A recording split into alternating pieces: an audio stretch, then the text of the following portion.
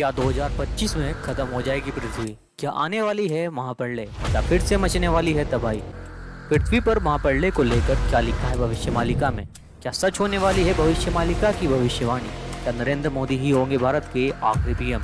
क्या होगा इसके बाद? क्या होगा 2025 में? ये सारे सवाल आजकल हर किसी के दिमाग में हैं और सब जानना चाहते हैं कि भविष्यमालिका में 2025 को लेकर ऐसी क्या भविष्यवाणी लिखी हुई है जिसकी वजह से सब लोग हैरान और परेशान हो चुके हैं। इसके लिए सबसे पहले हमें जानना होगा कि भविष्यमालिका है क्या और कौन है इसके लेखक। इन सभी सवालों का जवाब जानने के लिए हमें लगभग 500 साल पहले 16वीं सदी में उड़ीसा में जाना होगा। उड़ीसा में 5 महान संत हुए थे जिनके नाम हैं संत अच्युतानंद दास, संत अनंता दास, संत यशवंता दास, संत जगन्नाथ दास और संत बलराम दास। इन पांचों संतों को पंचसखा के नाम से जाना जाता था। कहा जाता था कि इन पांचों संतों में से एक जिनका नाम अच्युतानंद दास है उनको भूत भविष्य वर्तमान में देखने की अद्भुत शक्ति प्राप्त थी, या फिर ये कहें उन्हें दिव्य दृष्टि प्राप्त थी। सन अच्युतानंद दास ने भविष्य में होने वाली घटनाओं का वर्णन करते हुए लगभग 318 पुस्तकों की रचना की।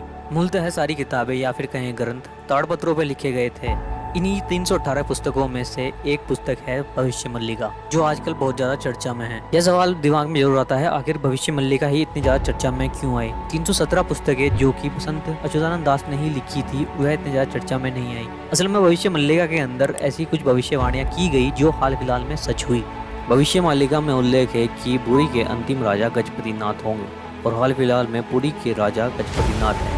जगन्नाथपुरी का ध्वज बार बार नीचे गिरेगा जो वहां पर तबाही के संकेत लाएगा और हाल फिलहाल में हमें ऐसा ही देखने को मिला। जगन्नाथपुरी का ध्वज कई बार नीचे गिर चुका है। दोस्तों, भविष्य मल्लिका में कलयुग के अंतिम कालखंड और युग बदलने को लेकर अनेक सटीक भविष्यवाणियां की गई हैं जो आज के समय में सच होती दिखाई दे रही हैं। इसके अनुसार सबसे पहले कलयुग का अंत होगा, फिर महाविनाश शुरू होगा। इस महाविनाश के बहुत से कारण बनेंगे, जैसे कि तीसरा विश्व युद्ध होना, प्राकृतिक आपदाओं का आना, भुखमरी आना, बीमारियों की वजह से लोगों की ज्यादा से ज्यादा मृत्यु होने लगेगी। कलयुग के अंतिम कालखंड में लोग ईश्वर को भूल जाएंगे और उनके खिलाफ बोलना शुरू कर देंगे। संसार में धर्म को मानने वाले लोगों की बहुत कम संख्या बढ़ जाएगी। समाज में बड़े और अध्यापकों का सम्मान खत्म हो जाएगा। धर्म गुरु और बाबाओं को लोग बेवकूफ मानने लगेंगे। कलयुग के अंत से थोड़ा पहले खाने के सामान की कमियों, बीमारी, दुर्घटना और बढ़ जाएंगी, जिसकी वजह से लोगों में असंतोष फैल जाएगा। नई नई बीमारियां फैलेंगी और उनका डॉक्टरों के पास कोई भी इलाज नहीं होगा। महामारियों की वजह से लोग अपनी जान से हाथ धो बैठेंगे। ऐसा ही कुछ हमने कोविड के दौरान देखा, जब डॉक्टरों के पास कोई भी इलाज नहीं था। भगवान जगन्नाथ के मंदिर को लेकर भी कहा जाता है कि इस मंदिर का झंडा बार बार नीचे गिरेगा जो वहाँ पर तबाही के संकेत लेकर आएगा। इसके बाद उड़ीसा में तूफान आएगा। पुरी के भगवान जगन्नाथ मंदिर में कल्पवृक्ष यानी कि बरगद का पेड़ टूट जाएगा। इसके बाद लोगों के मरने का सिलसिला शुरू हो जाएगा। जगन्नाथपुरी में भयंकर सुनामी आएगी और इस सुनामी के कारण पुरी में भगवान जगन्नाथ मंदिर की 22वीं सीढ़ी तक पानी आ जाएगा। इसके अलावा साल 2022 से लेकर 2027 तक के लिए कहा जाता है कि इस दौरान प्राकृतिक आपदाएं अपनी चरम सीमा पर आ जाएंगी। मौसम काफी ज्यादा अनप्रेडिक्टेबल हो जाएगा।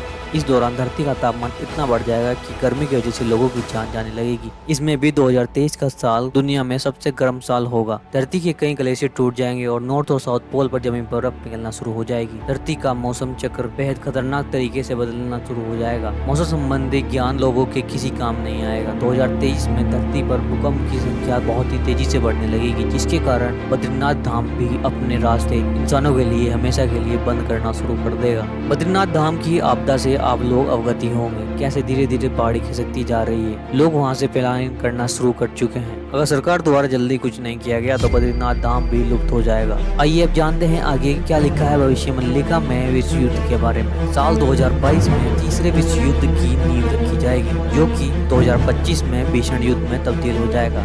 यह विश्व युद्ध 6 साल 6 महीने चलेगा। इससे दुनिया 2 भाग में बढ़ जाएगी। भविष्य मल्लिका के अनुसार जब मीन राशि में शनि प्रवेश करेगा उसी समय तीसरा विश्व युद्ध का महाविनाश शुरू हो जाएगा।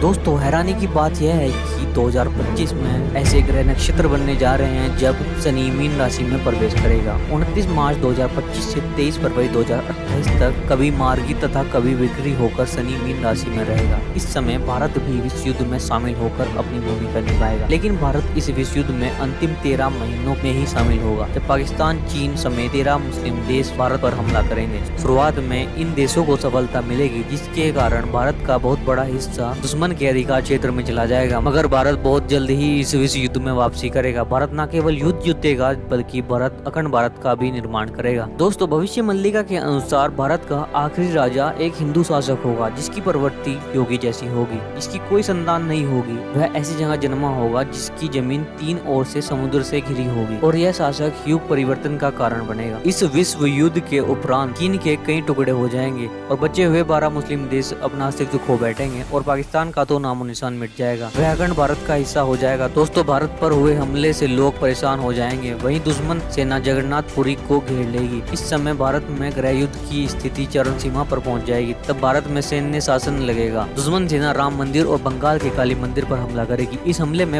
राम मंदिर को काफी ज्यादा नुकसान होगा। लोग भगवान से इस हमले से बचने की गुहार करेंगे और कहा जाता है कि यही समय होगा जब भगवान विष्णु अपना 10वां अवतार लेकर इस धरती पर जन्म लेंगे और उसको कल्कि नाम से जाना जाएगा। भीषण विश्व युद्ध के बाद सीमाएं बदल जाएंगी और दुनिया में कुल 111 देश ही बचेंगे। पूरे विश्व की कुल आबादी केवल 60 करोड़ ही बच जाएगी। भारत इन सभी देशों को एक नए युग की ओर लेके जाएगा, विश्व का नेतृत्व भी करेगा। अखंड भारत का शासन व्यवस्था अलग ही होगी जो लोकतंत्र व्यवस्था से भी उत्तम रहेगी। लोग सनातन धर्म की ओर अपना झुकाव बढ़ा लेंगे। सभी लोग सनातन धर्म की ओर झुक जाएंगे। दोस्तों, अभी तक हमने जो भविष्य मालिका की भविष्यवाणी देखी उनमें से 2022 में रशिया और यूक्रेन के बीच चल रहा युद्ध, 2024 से 2027 के बीच यह युद्ध भीषण महायुद्ध की ओर जाता दिखाई दे रहा है। जिस प्रकार नेटो देश यूक्रेन की मदद कर रहे हैं और रशिया अपना पर्सपेक्टिव चेंज नहीं कर रहा है, यह युद्ध लंबा चलता दिखाई दे रहा है जिसकी वजह से विश्व में भारी संसाधनों की कमी होने जा रही है। अगर दोस्तों बात करें हिंदू शासक के बारे में जो भविष्य मल्लिका के अंदर भविष्यवाणी की गई है, वह साफ तौर से नरेंद्र मोदी की ओर संकेत करती है। जिस प्रकार नरेंद्र मोदी का जन्म गुजरात में हुआ था, गुजरात की भूमि भी तीनों ओर से जल से घिरी हुई है और उनको भी कोई संतान नहीं है। ऐसे में हो सकता है कि नरेंद्र मोदी वह हिंदू शासक हों जो पूरे विश्व भर में हिंदू राष्ट्र का परचम लहराएंगे और साथ ही अखंड भारत का निर्माण करेंगे। दोस्तों, आपको क्या लगता है भविष्य मल्लिका की भविष्यवाणियां कहां तक सटीक साबित होंगी? आप कमेंट के जरिए अपने विचार हमें लिख भेज सकते हैं और हमारे चैनल को सब्सक्राइब कर लीजिए ताकि अगली वीडियो का संदेश आप तक पहुँच जाए। तब तक के लिए जय हिंद, जय भारत।